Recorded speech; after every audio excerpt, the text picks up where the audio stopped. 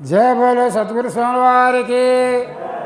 శ్రీ షోడశ విలక్షణ స్వామి శంకర వంకాయ ఎర్రన్నాచార్యుల వారికి. జయ జయ సద్గురు స్వామి వారికి. గురుబ్రహ్మ గురుర్విష్ణు గురుదేవో మహేశ్వర గురు సాక్షాత్ పరబ్రహ్మ తస్మై శ్రీ గురవే నమః. ఓ శ్రీ గురుదయానంద సన్న అంబురం తరిదమేత శాశ్వతానంద సన్న దాసద్గురు పరబ్రహ్మణే నమః. ఓం మాతృదేవాయ నమః, పితృదేవాయ నమః, ఆచార్యుదేవతి సద్గురు పరబ్రహ్మణే నమో నమః. భక్తులు కాంతునిచ్చు ధరభానుడు శ్రీ శివరామ దీక్షితులు. భక్తులు కాంతునిచ్చు ధరభానుడు శ్రీ శివరామ దీక్షితులు. భక్తితో బ్రాస్తుతింప భవబంధవ శూన్యత నొందు పూర్ణులై. ముక్తుని పొందవచ్చే కదా, ముక్తును పొందవచ్చే కదా, మూలములేనది ద్రష్ట దృంచునన్. శక్తితో యుక్తితో శక్తితో యుక్తితో నరయ శక్యముగాదిది ఏరకునైన.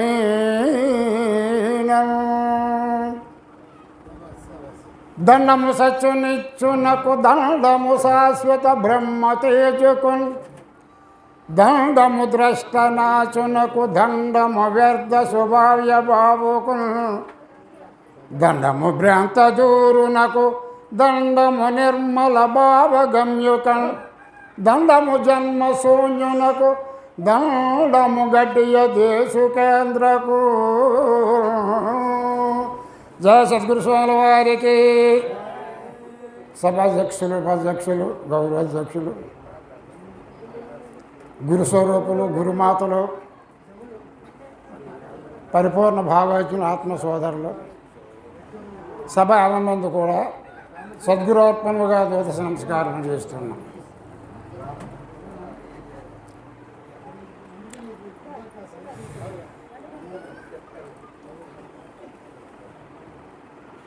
అసలు గురుని ఆశ్రయించుమురా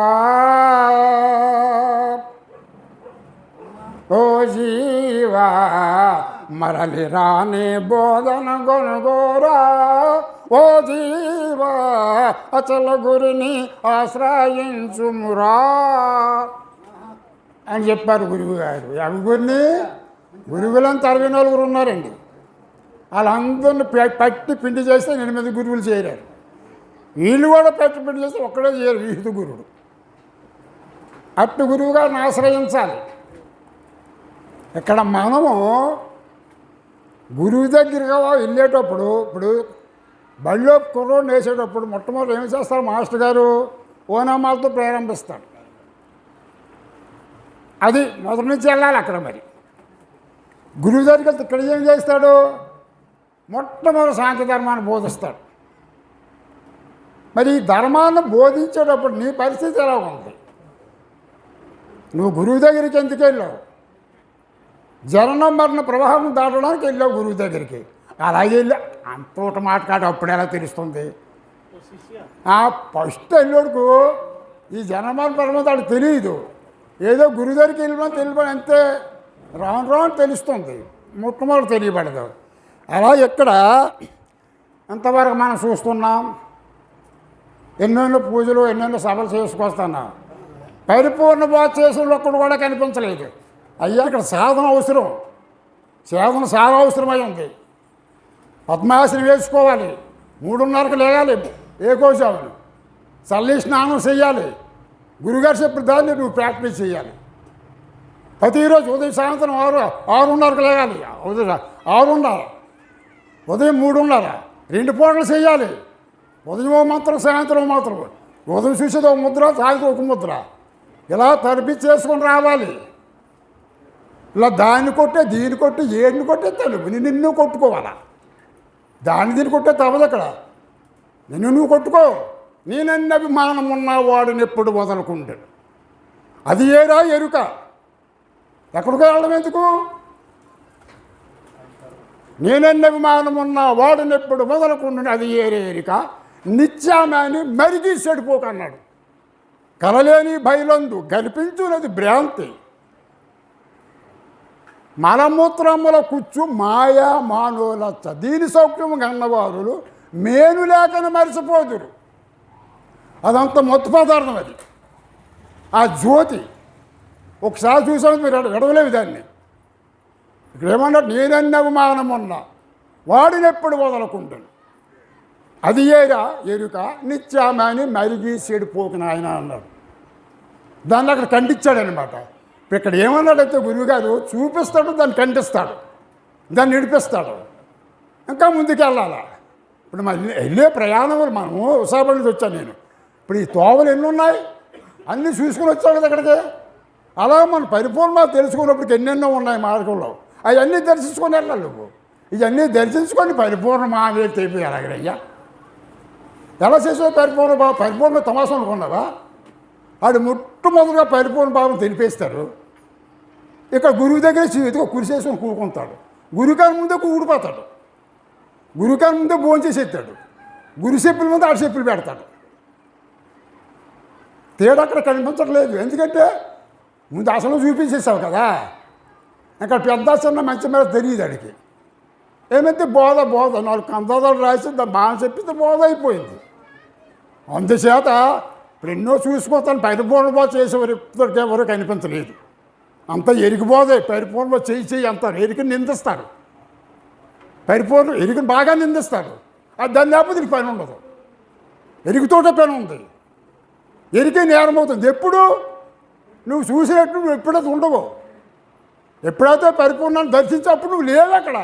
నిన్ను చూసానని మోసేయవలసిందే. ఇంక శవం అయిపోద్ది. శవంగా ఉండదు పరిపూర్ణ దర్శిస్తే. అంతటిది అది. అది గురుశీలకు సంబంధించినటువంటి విషయం అది. అంతేగాని ఎక్కడ చెప్పుకుంటే అక్కడ చెప్పుకుంది కాదు. ఏడే సంత ఇది.